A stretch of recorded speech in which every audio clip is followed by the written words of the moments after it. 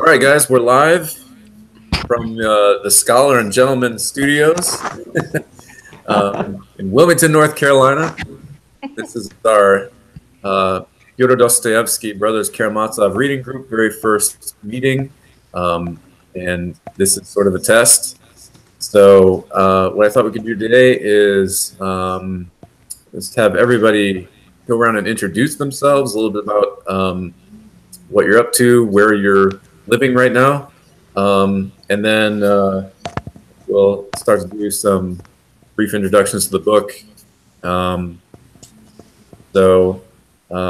start. This whole thing is organized in memory of my best friend, Chris Heron, who passed away a year ago on December 3rd. He was friends of mine since 4th grade or earlier, and really, he was a scholar and a gentleman and a goofball. Liked reading great books and talking about ideas with people. So I thought in his memory we'd start a group to work through one of the biggest idea books there is, which is Brothers Karamazov. One of my favorite books. I've read it a couple times. Curious to hear if anyone else has ever read it before, or if everyone's coming to it blank slate. I'm living in Wilmington, North Carolina. I'm brewmaster at Front Street Brewery. I'm a graduate of Hope College with an English degree. And I also went to seminary in the Orthodox Church. Got my Master of Divinity from St. Vladimir's Orthodox Seminary. So let's go to Brian and Emily. You guys can introduce yourselves. Hi. We're Brian and Emily. Hi.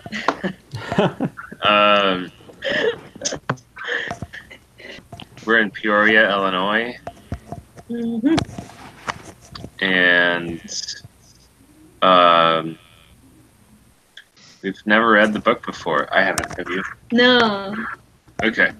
Haven't. So this is all new. First time. Mm-hmm.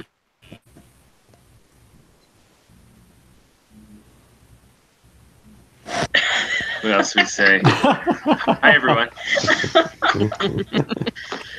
That's good. So, obviously, we know each other from college. Strangely enough, Emily and I grew up basically in the same hometown, but didn't meet until college in Michigan. And now you both live in my hometown. Brian and I were roommates at one point. And we had the privilege of getting to spend some time with Chris before he passed away, because he was living back here in Peoria at the time too, and we hung out a few times and had him over for pizza and had long philosophical discussions. And it was good to know him. Well, that sounds about right. I'm realizing I think I forgot, which is Bailey read an introduction. So I'm Christopher McGarvey, but I go by McG. In this group, almost everyone knows me as McG, so that's how I'll go. And I'm surprised to see that most of our group is actually Hope College grads today, which is not quite what I expected, but I'm happy about that. So let's move on to David. Introduce yourself. Hello, I'm David Jorgensen. I am in Portland, Maine. I was a philosophy major at Hope, and that's how I met McG and Brian and Emily and everybody else from Hope who you're going to meet later. I am currently working as a health data analyst at OnPoint Health Data here in Portland. So it's been a while since I've been doing intense philosophy or reading great literature, and I've never read any Dostoevsky, so I'm looking forward to this. All right, and Shout out to another former roommate of mine. Yeah. All right, and through David, he brought Jason to the group. So, Jason, why don't you say hello and introduce yourself? Sure. Hi, folks. Yeah, I'm Jason. I'm a friend of David's. I was actually hosting a philosophy discussion group on, what was it, Thursday? And as is typical, David was the last person there at like 11:45 at night, like a bottle and a half of wine in, and we were just talking about books, and he mentioned that you guys were doing this and offered to try to loop me in. So I am grateful to him. I studied philosophy in college. I had a Dostoevsky at Tufts in Boston, but I am also a displaced Midwesterner, so I grew up in Chicago, so I'm appreciative to all the Midwest folks out in here. I think absolutely everyone here is from the Midwest, actually. Awesome. And yeah, I had a Dostoevsky kick in high school, as I think a lot of people do. And I went through Brothers K and The Idiot and Notes from the Underground, and I don't know, maybe others, and The Gambler, I guess. But that was all a very long time ago, well, a relatively long time ago. So I have not read any of this stuff in more than a decade. It'll be interesting to come back to it as more of like a human and less of a, terrible teenager. All right. And I'm just curious, what was the topic of the philosophy discussion the other night? Oh, that was a general how do we choose what our commitments in life should be? And it was we had like an assortment of readings, the most philosophical of which was some Richard Rorty, and it got pretty intense, and it got kind of broken up about halfway through by my sister-in-law, who was more than a bottle and a half of wine in, and came down and decided to sort of shift the conversation to whether or not altruism exists. It got heated. It was good. Well, that seems like the perfect discussion to like rope you into reading Brothers Karamazov. Like, absolutely. What would your life commitments be? This is by far the big question book. So, thanks for joining us, Jason. Oh, thanks for having me. We'll move on to Melissa. Sorry, I had to unmute my microphone. I didn't know I was next. Hey, so I'm Melissa Sexton. I am married to McG, and I went to Hope College with a lot of these folks. I actually am an English professor, and cool. I have read the Brothers Karamazov 4, maybe 5 times, because we used to teach it every year at the program where I was teaching. And I was remembering today, because I pulled up some of my notes about Brothers K just to like remember for this discussion. This novel actually played a role so McG and I dated in college, and then were apart for many years, and now are married.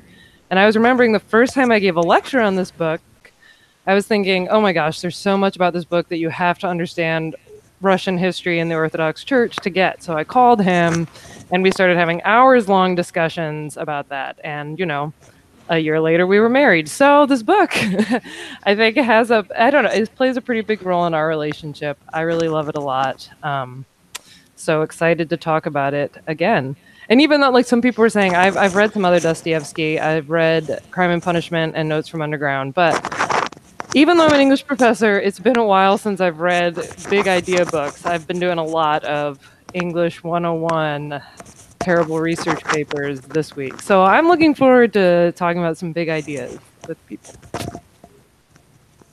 This is the book that brought us back together. That was very true, actually.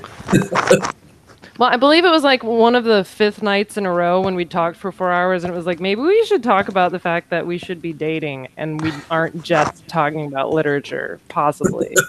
Maybe. So, yeah. All right. Thank you, Melissa. Michael Taggy, you're up. All right. Can you hear me? Only sort of. Got a lot of Sort of. scratching and scraping going on. Is that better or no? That's great. Perfect. Okay, so I'm Michael Taggy. I'm currently in Northbrook, Illinois. Grew up in Peoria with McGee and Chris Heron. And so we've been friends since basically we were born. Almost all of us, all three of us, although we didn't really meet McGee. I was friends with Heron before McGarvey. I think we were friends and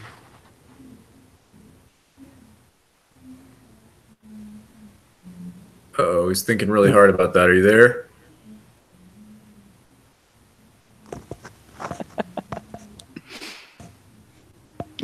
It's a good pose for him, though. It is.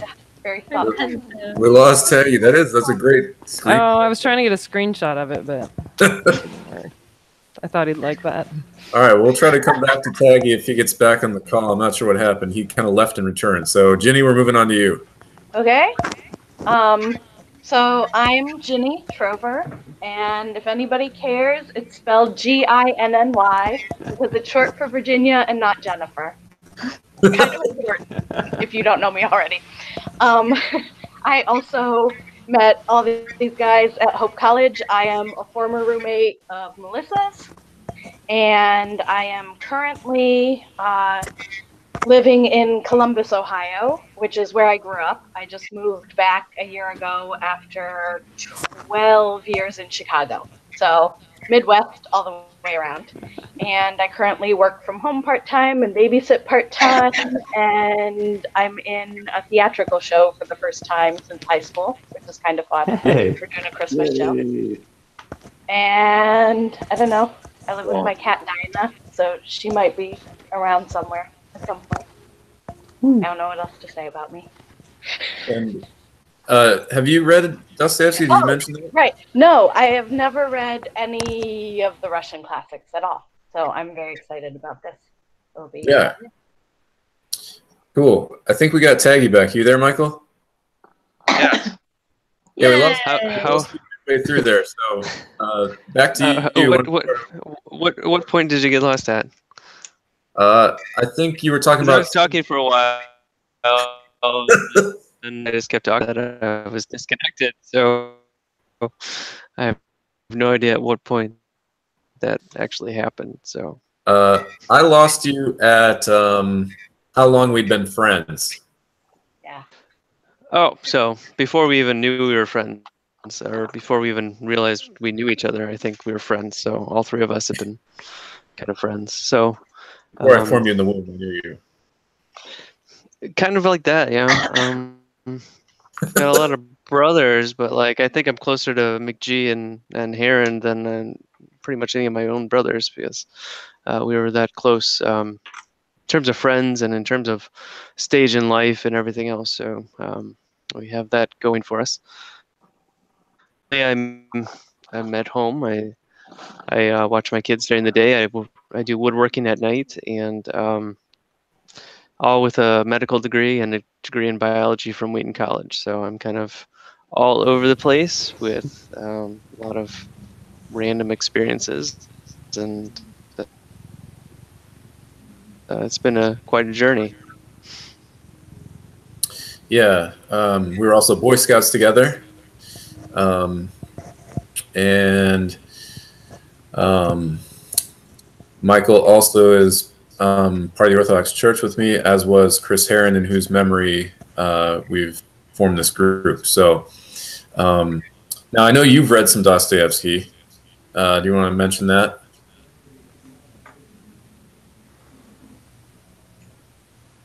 Taggy.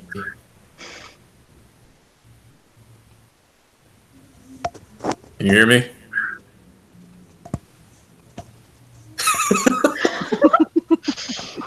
Technical difficulties. Michael, are you there?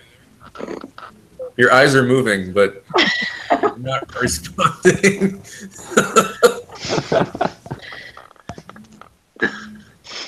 All right. Well, we'll move on.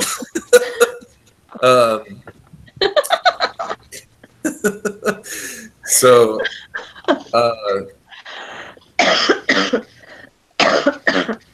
real quick, does everyone have the book? Yes. I don't Oh, have look, it yet, there so it I'm is. picking it up this week.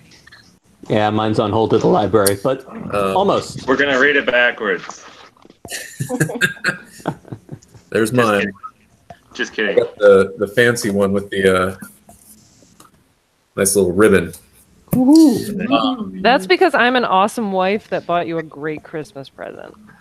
That's true. Melissa did get this edition.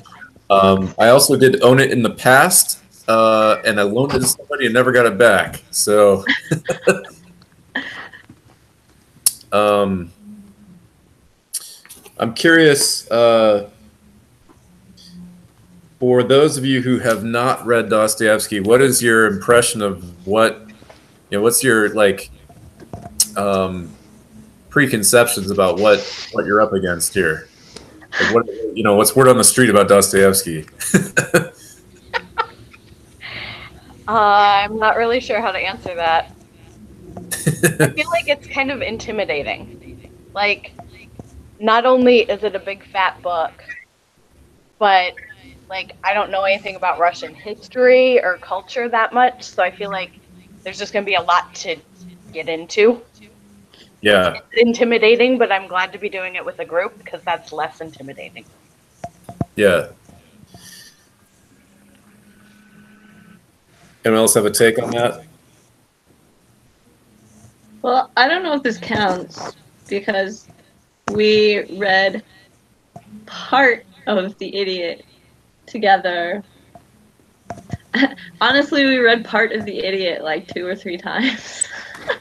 Because we'd get halfway through and then sit it down for a while, and then we try to pick it back up again, and everybody's got like 3 different names, and we'd forget who everybody was and how they were all related to each other, and so we'd feel like we had to start over.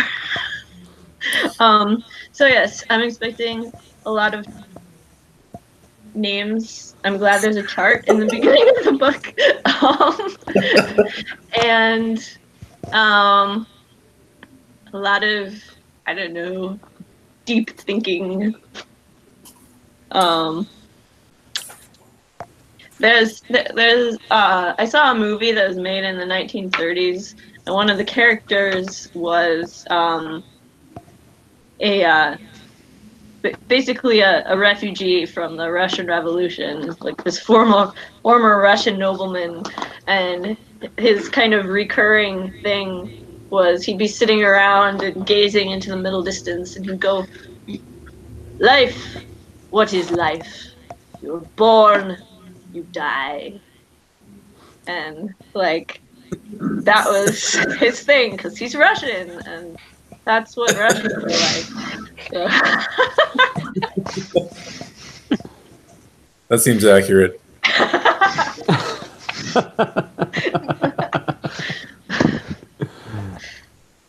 Taggy, can you hear us? Yes, I can hear you. Okay, you're back.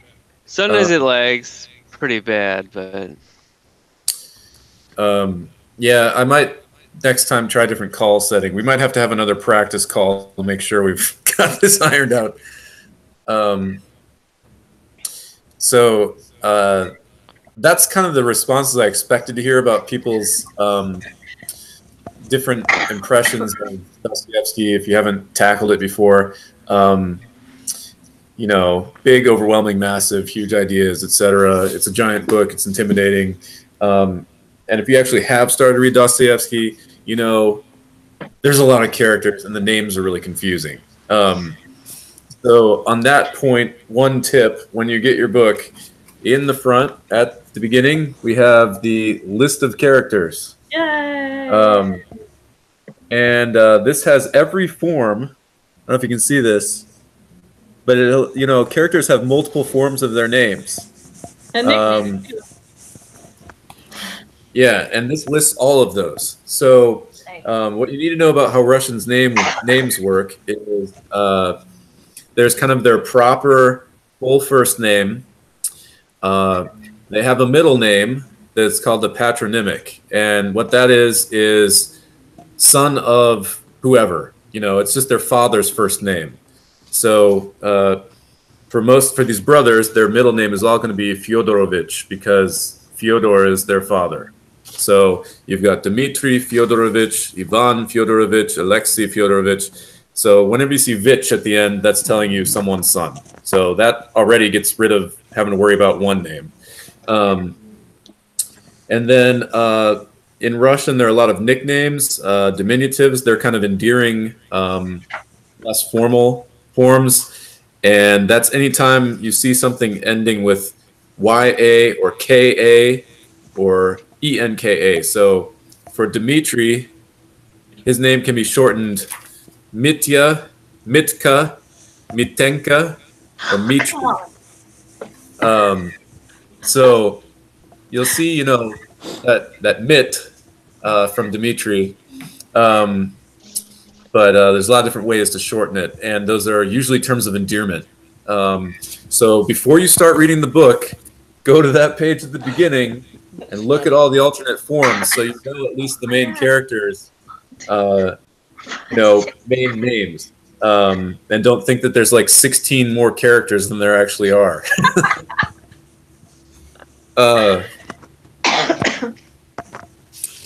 So the main character, his name is Alexei Fyodorovich, and Alexei is one of the weird ones because the nicknames sound a little different. So Alexei's nickname is Alyosha, or Alyoshka, or Alyoshenka, Alyoshechka, or Alexichik.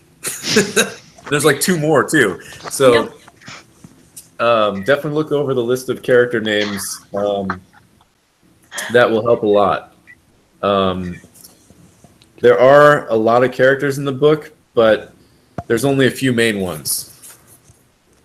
So that's part of it. As far as like the intimidation factor, I think that like once you actually get reading, it's not a very intimidating book. It's like a kind of what's the right word? Suspenseful, interesting, and funny book. With it's kind of making fun of a lot of the types of people in 19th century Russia on all sides, and the story itself, the plot is actually pretty engaging. So it ends up being a mystery novel, and while there are big ideas crammed in there, you've got extremely colorful, like kind of over-the-top characters that keep it really interesting. In fact, the characters are a little bit crazy, to say the least. Now, Melissa has actually taught this book a couple times. I wondered if there's anything you wanted to chime in that you think people should know, or just kind of general background. Well, I actually just unmuted my microphone because I was going to say, can I be a dorky English professor for a second? I'm mainly going to ask you to talk about two things, McG, because this is, now you can get a glimpse into the phone conversations we had for hours and hours that made us end up getting married. But there are two things that you told me about that aren't spoilers in any way that we used to talk about when we taught this book that I think really helped the students. One was just talking a little bit about like the tension between Russia and the rest of Europe that's going on at this time period. Like, because I feel like that's a huge thing that helps them understand a lot of the weird philosophical asides. So that's one. And the other thing that really helped them was you explained, for people who aren't Orthodox, Father Zosima, this whole idea of like these spiritual fathers and the monastery is kind of hard to understand. So, I mean, just not a huge amount of info, but just we'd talk for like 5 minutes about some of that stuff. And my students always said that really helped them, because when you get started, that's some of the stuff that like they're having these fights about politics and they're having these fights about the monastery that my students are like, I don't get what's at stake here without knowing a little bit of that history. So could you tell us a little bit about that? Does that sound good for other people if I talk about those for a minute? I like it. Sounds okay. Good. So it is definitely a novel set in a particularly Russian setting, time, and worldview.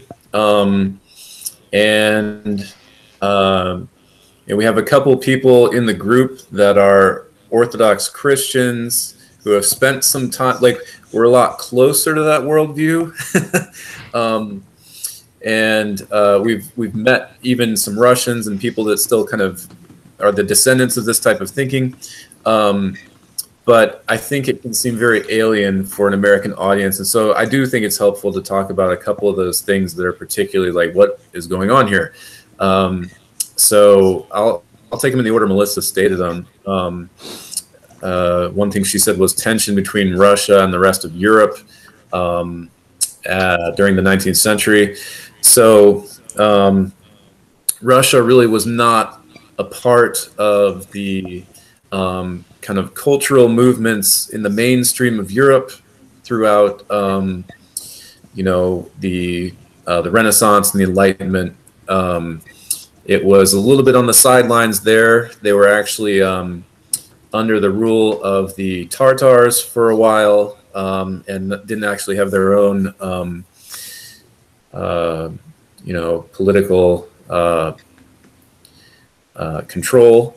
I think I read those were some like that was like kind of like Tibet or Mongolian group of some kind.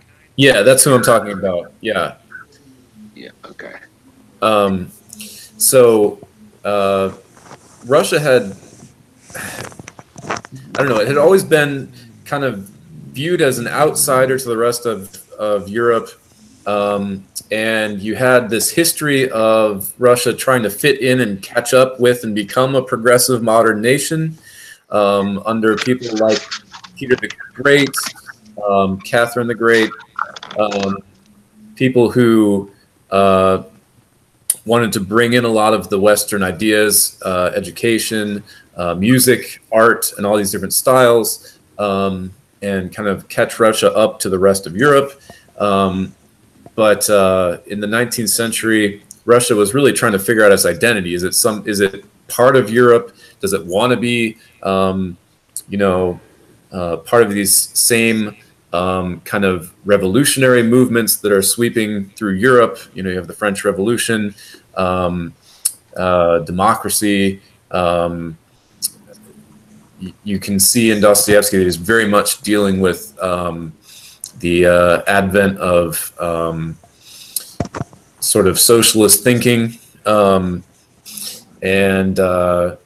You have at the same time in the 19th century a back to the roots movement, kind of a nationalist folk movement of people who don't really want to be part of the West and think that the Western ideas are, you know, sort of corrupting people or whatever, and that there's a rich tradition drawn from their own background. So there were movements in art and literature and music trying to sort of reclaim all that.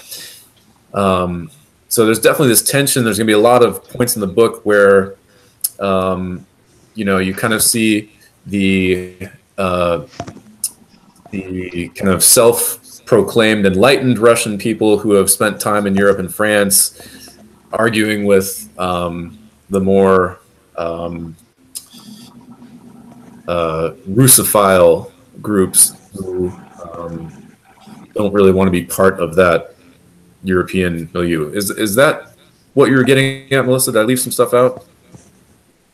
Yeah, that was mostly what I was getting at. I was looking at some of my notes while you were talking, 'cause I'm a big dork. And yeah. I just think the other thing, too, was like the serfs have been freed, what, like 10, 15 years before this novel comes out? So it's just like this massive change in Russia that's going on.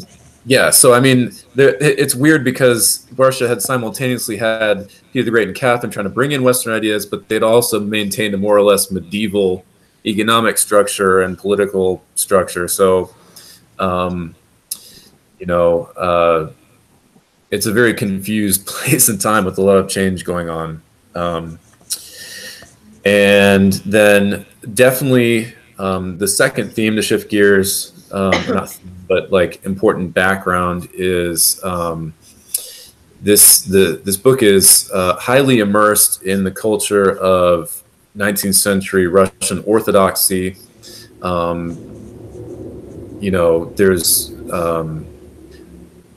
lots of characters in here who are monks, or the main character is actually a novice who's he's at a monastery considering becoming a monk. So there's definitely a major spiritual background in the book. There's a lot of dialogue with Christian ideas, and particularly the Orthodox form of those. So it's helpful to know a little bit that Eastern Orthodox Christianity has a bit of a independent identity from Western Christianity, with which most people are much more familiar. The Protestant and Catholic churches, Orthodoxy in general, has a little bit more of a mystical side to it, tends to think a little bit more about the cosmos, the universe, the unity of all people.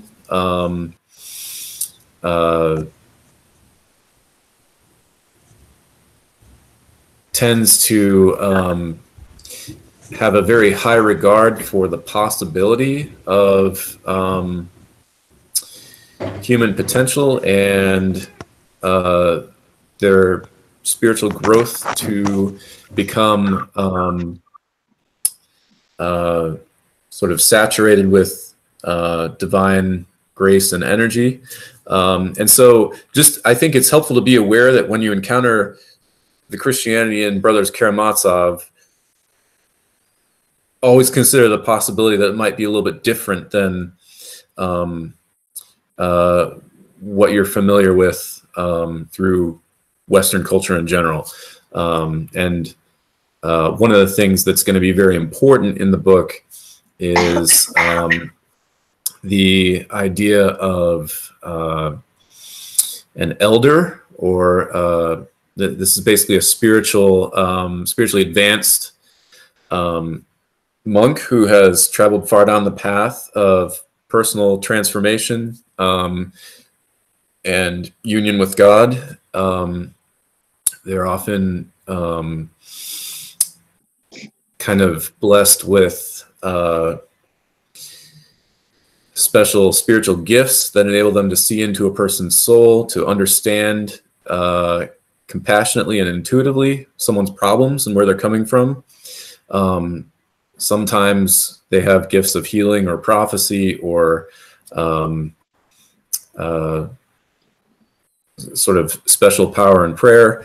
And there is such a figure in this book that's one of the central figures.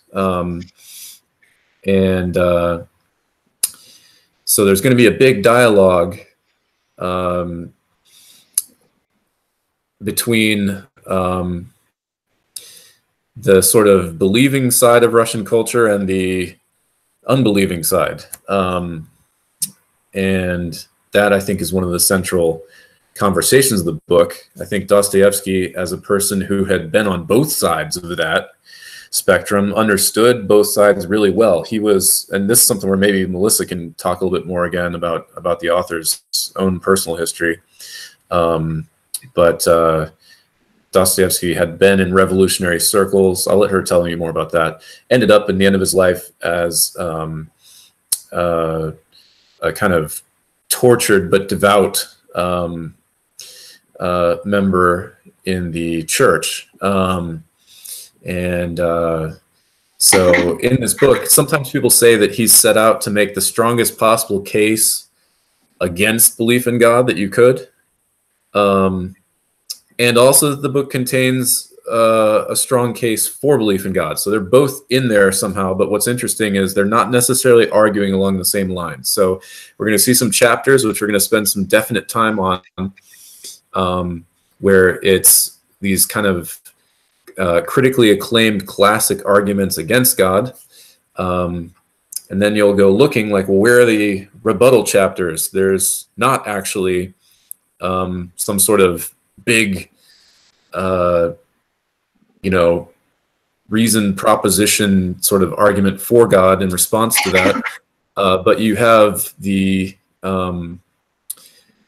characters of people of faith like the elder Zosima and his disciples and the main character who maybe present a different option.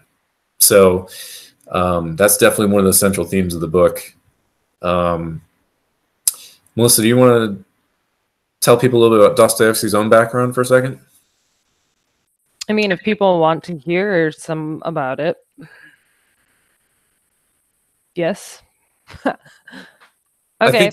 I think you at least have to include I forgot I was muted. Sure. What were you saying, McGee?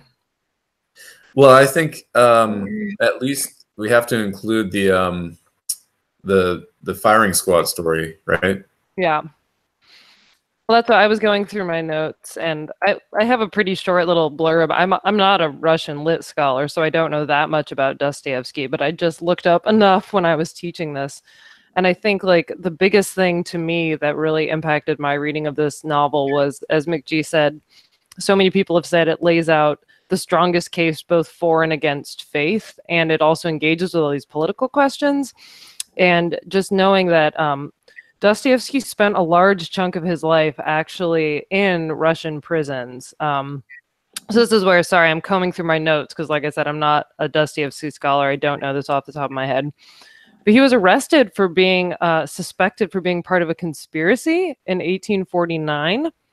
And this is where I was looking up. It's like he gets involved with this branch of utopian socialism that was influenced by Fourier. If you know anything about 19th century philosophy, Fourier was a big deal. But he was never in favor of violent revolution. He was always very adamant about wanting to try and bring a peaceful sort of socialist regime, not regime, that's the wrong word, sort of a peaceful socialist world. And he would see it as God's reign realized on earth. So it was always a sort of Christian utopian ideal for him, but still in that sort of tense Russian government situation that McGee was talking about, that was enough to get him arrested. And he was actually sentenced to death for being associated with this conspiracy group. And I think the part that really affected me was learning that he was sentenced to death, and it got up to the point like he was dressed in an execution gown. He and some of the other prisoners had been made to kiss the cross that the priest was holding, which if you're Orthodox, you know, like they were about to be killed. And then at the last minute, a horse rides up with pardons for all of them. So he literally had faced the moment of his death, and it had a really profound impact on him. And then he spent 4 years in a Siberian labor camp, which if you know anything about those, not a great time. And then he was made to swear a loyalty oath, and he spent another 5 to 6 years doing military work. So 10 years overall that he spends in various parts of the Russian system. And for a long time, he's having to write in this very careful way and show that he's still loyal. And Brothers Karamazov is 20 years after that it comes out. So I feel like you really see, it just was interesting to me that this is a man who'd really wrestled with death, has been through incredible amounts of suffering. And as you'll see, like the prison system, the judicial system, politics, religion, how you deal with death, all of these things come up in the novel. So just knowing that about him really affected me. So I don't know, McGee, if that was sort of what you want me to talk about. Yeah. That's pretty much what I know about him. And I might add to that even after he got free of his political problems and became a pretty famous writer and part of the highbrow Russian literary circles, he still had a lot of personal problems right to the end of his life, almost. He had a gambling problem. He was in debt a lot. I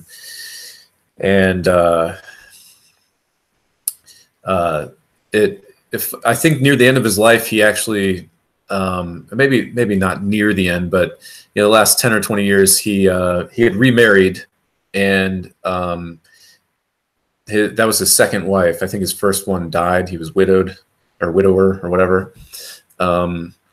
But his second wife kind of helped him get his act together. And to like save his money and pay off his debts. I think the only reason I bring that up is because you'll see that a lot of his characters are tortured and impulsive. You know, you see he's writing here at the end of a whole life, having been through these kind of crazy, tumultuous situations, political change, you know, radically different ideas in conflict with each other. And at the end of that whole life, he's able to write this book that kind of encapsulates many different voices, many different perspectives. He's famous and cited among literary critics for writing a book where there isn't necessarily one overhead narrator viewpoint. This is the author's intention and what you're supposed to get from it. There's a famous critic named Mikhail Bakhtin who says his writing is polyphonic, meaning it gave sort of full and independent voices to all these different characters. And I think you see all these different aspects of his culture and life popping up, and characters who are really wrestling with big problems. So there aren't really tame and timid characters in Dostoevsky, in Brothers Karamazov. The one other thing I think it's important to know about this novel is it's the last thing he ever wrote, and it was supposed to be part 1 of 2. So supposedly this whole book is actually just an introduction to his main character, Alexei. So even though it's like the great novel, it's all just supposed to be a prologue to the real novel that he wanted to write. But he died shortly after publishing this one. So the whole thing is unfinished and probably one of the greatest tragedies in all of literary history. You know, whatever part 2 was, we'll never know.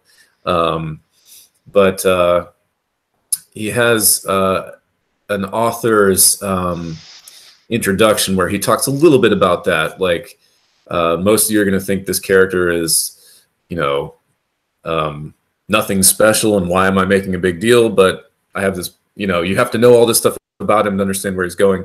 It's worth reading the author's introduction, even though he basically says, I don't know why you'd want to read this book, but I guess I can't stop you. You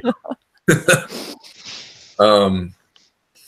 So it's you know, even though I think this book stands on its own is very satisfying in its own regard and brings up all these awesome discussions, it's actually incomplete.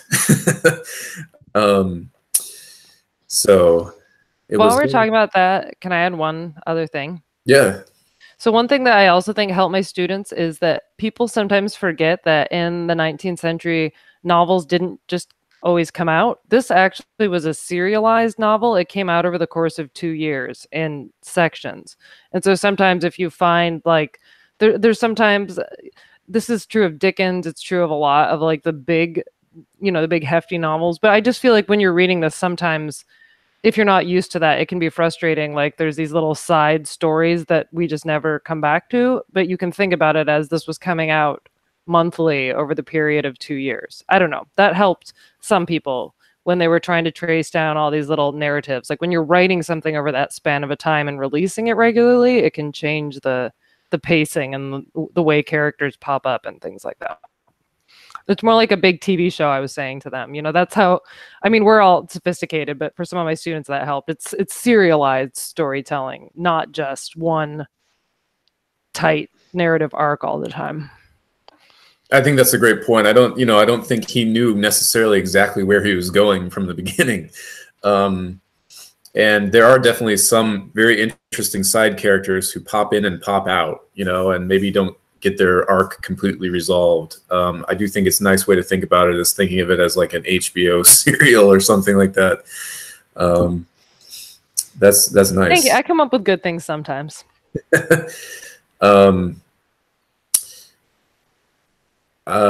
a couple other quick points, then we can kind of open up general conversation. I highly encourage you to skip the introduction, like the you know, the editorial introduction from the editors. Skip that because it has some spoilers, and I don't think it's particularly helpful. So I would skip straight to Dostoevsky himself and the author's foreword. Don't read the kind of academic introduction. Number two, there are a lot of footnotes in this thing, and they're very helpful. So put a bookmark in the back or ribbon or something so you can understand. There's a lot of cross references to German literature from the 19th century, a lot of Schiller, actually. And then if you're not familiar with the Orthodox Church, there's a lot of really helpful explanations of the religious stuff that's going on, because it's very Russian, and you know, so it helps you understand, because sometimes there's jokes being made or there's tension between a non-religious character and a religious character, and a little explanation helps you understand what's going on. So I think we'll actually be reading this following the serial schedule on which it came out, sort of, you know, so it's divided into books. And I'm guessing that that's what was published one at a time. I don't know for sure, but that's basically gonna be our reading schedule, is one book a week, which is usually around 50 or 60 pages. There's a few that are, there's like one or two that are longer. I've actually created a little like schedule syllabus type thing, which I'll send out to everybody, and see if it looks good to you for the reading schedule. But the plan at this point is to actually start discussing the first section on January 6th, which will be the first Sunday after New Year's. So if we start then, we should finish in early April, I think. I still think it's probably better to keep on a slow enough pace that people with busy lives can keep up. And most importantly, I don't know how you can really discuss more than like 60 pages at a time, you know, in like an hour or so. So, you know, let me know if that pace sounds good. I think that's about all I wanted to say for introduction. You guys have any comments or, you know, questions we can talk about?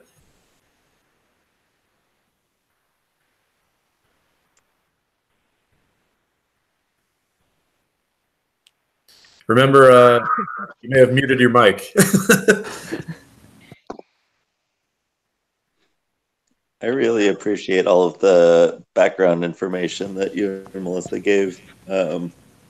Having not read anything or know anything about Dostoevsky or Russian history, it was good to get some of that background and just know, I don't know, kind of take some of the mystery and you know, that sense of impending doom facing this giant book.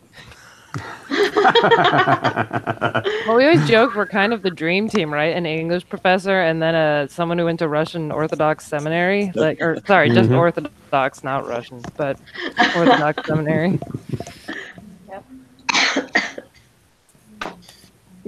Yeah, so, you know, as that stuff comes up, we can talk about it more in context. But you know, it's a big book, but it just doesn't really feel like you're reading a giant, scary epic, in my opinion. Like, I think as you get into it, it moves along easily.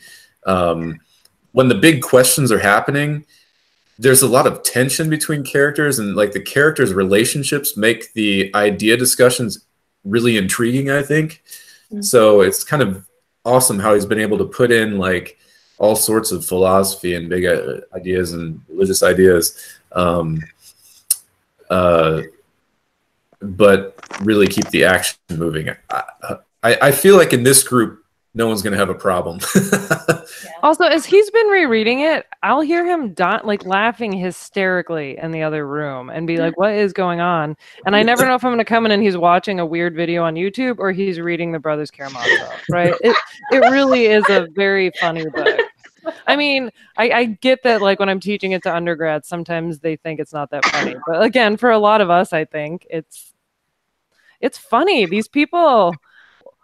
One of the things that, like, these people, I know these people. I know all of these ridiculous people that are his characters, and that they're funny. Yeah, that's partly why.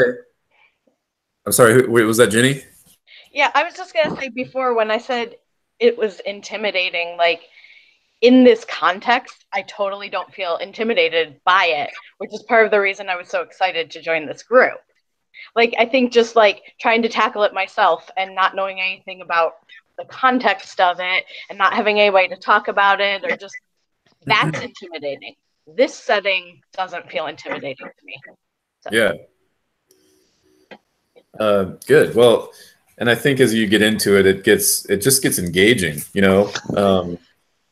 I saw Jason nodding his head a lot on some of the, like, comments about humor and stuff. Like, he's read this and a couple other Dostoevskys. So part of why I insist on this translation is because I really think that it brings the humor alive.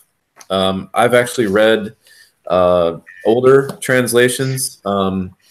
I started reading this back in college as part of a literary group on campus called the Salon. And I started reading a different translation, and I was interested in the ideas. But I remember I ordered this when we went to a semester in Oregon, and this was actually on the curriculum. And I started reading it again from the beginning, and I was just laughing all the time. I was like, "Wait, I didn't realize this was funny." So I think that,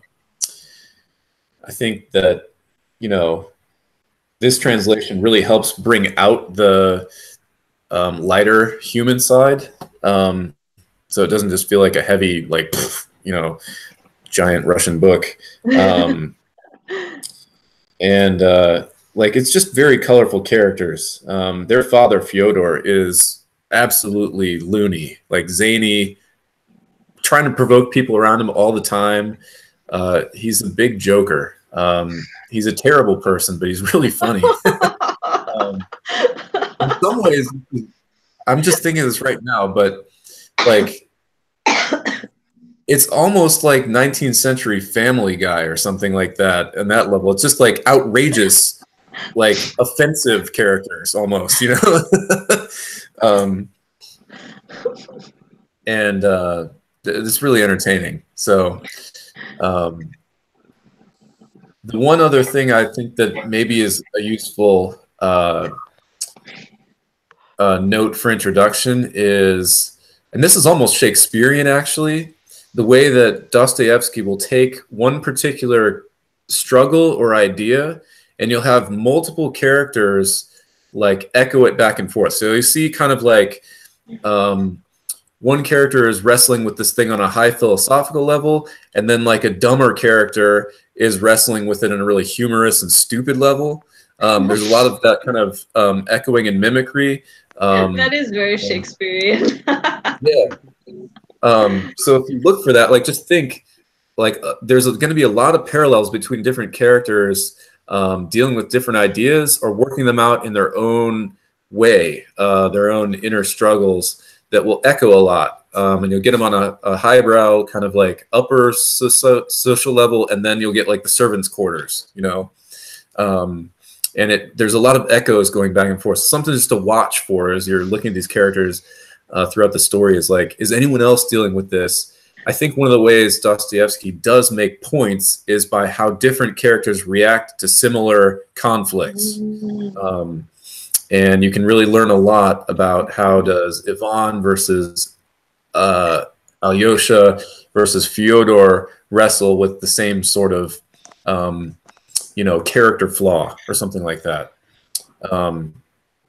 So I've really been noticing that a lot as I've been rereading it this time.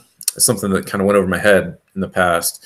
And I'm going to going to take some notes and hopefully bring up some of that stuff. If you guys have the book and want to start reading, I say go for it. You know, you can all read at your own pace. We'll just do the discussions one week by 1 week. But, you know, it is a big book. And as someone pointed out, it can be a little bit of a danger if you space it out too much. You forget what's happening. There's a lot of characters. You forget their names and stuff. You don't want to go too slow. So if you have the desire to read ahead, I say go for it. And just visit the chapter that we're going to be on or whatever, you know. So then you always have to make sure not to ruin it for other people. Yeah, that's the one thing we should say. There are mysteries in this. Yeah, I think definitely when we're actually discussing, we'll have to limit ourselves really strictly to just what we've read. Don't give away stuff or like, well, I know this about this character from the future, and that explains, you know. So, yeah, the conversation will have to be spoiler free. But if you're dying to get into it, it's a book that definitely warrants multiple readings, and there are a few chapters where they're really intense. So I've actually, like, normally we'll read one whole book per week, but I've set aside 2 different weeks to mainly discuss one individual chapter. One is called Rebellion, which is Ivan's giant case against belief in God. And the next chapter is the Grand Inquisitor, which is his sort of strange allegory that has been discussed by all sorts of critics with lots of different meanings and sort of a mysterious, like, what in the world does this mean? So we'll spend a little more time in those 2 chapters in particular. Well, I feel like that's worth noting that those 2 are ones that I've actually seen, like, in case books for philosophy or theology classes, right? Like, there's some of the really philosophically, theologically dense, just because I know some people are here for the big ideas stuff. Yeah. Those chapters, I've seen them, like, taken out and just presented alongside other essays as, like, here's a full take on a worldview about suffering and evil and theology. Right. Yeah, they're anthologized as standalone chapters, so we're going to definitely spend a whole week on each of those. And then I think, again, it's worth mentioning that the kind of counterpoint to those chapters is less of a philosophical argument and more of the person of the Elder Zosima and the ripples that he sends through his disciples. And I think that's another thing, as I mentioned, sort of echoes and parallels in characters. Also look for how their influences ripple through the pages. You definitely see this idea, which is very Orthodox or very Russian, of how humanity is interconnected and one person's actions affect everybody else. And that really ripples through the book. So you can see how are people, you know, actions affecting people way down the line. One character to another character to another character. You see sort of chain reactions happening. So, but that's probably enough talking about theoretical things when we haven't actually read any of it.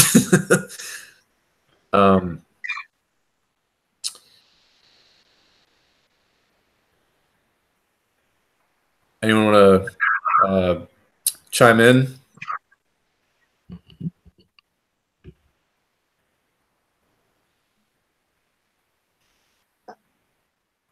No.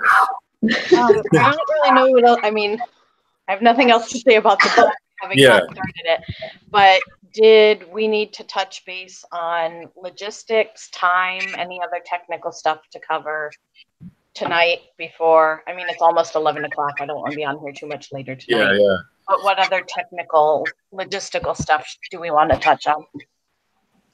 Well, obviously, I assume this time is working for everybody that's on the call. Is that true? Yep. It's true for me. Are we thinking of going, is the idea to go from like the 9:30 to 11 time frame, thereabouts? We haven't discussed like how long it will be. I guess my just in the back of my head, I had the idea to go for roughly an hour. I don't think I'd want to say we're planning on more than an hour and a half. I think planning on an hour is good, and if people want to talk longer, it's always possible for some people to say, I've got to go, and other people can stay on. Okay. What do you guys think? I mean, I think knowing us, we'll likely talk as long as anybody wants to talk. Yeah. But yeah, I think planning on an hour and then seeing how it goes makes sense to me. Yeah. I mean, we've been talking for roughly an hour. We got started kind of late with all the screw-up difficulties. So if we actually get started on time, I think we'll be able to have a pretty good conversation, 1 hour target. And then I do think people are going to want to keep going. Another idea I had is if we find like that a particular section is really generating a lot of conversation and we're running out of time, but people want to say more, we can maybe like schedule little spin-off groups. You know, a few people really latch on the particular idea, maybe they can jump on at another time, you know, set up a time to continue the conversation on the side. That's another idea I had. I was not sure how many people were going to show up. This is roughly a third of the people I invited, I think, a third to half. So I imagine some other people will probably join in. I had a lot more people who expressed interest, and will probably join in at least from time to time. So I don't really know what to do if the group gets twice the size. I think we're doing pretty well actually at taking turns. It seems not to be total chaos. Are the screens working out for you guys? Yeah. I think so. I feel like figuring out I could click and make it stay on somebody was a game changer. Like, awesome. Yeah, that's what I've been doing. Just switching who I'm clicking on. Right. And we'll have to find out what is YouTube actually recording. You know? But it seems like we at least can have a good, manageable conversation. I could imagine us having a few more people and it's still working out. But if it got too big, I thought, you know, maybe we'll have two groups, or if certain people need to have the later start versus the earlier start. But it seems like 9:30 with this size group is manageable if it works for you guys. All right. Well, I think I'm going to end the broadcast, and then we can just hang out and chat about whatever less formally if you want to stay on the line. So thanks all for joining. We'll be back Sunday, January 6th with our first discussion of the book, Book 1. Amazing. Thanks, guys, and good night. Good night. Stopping the broadcast.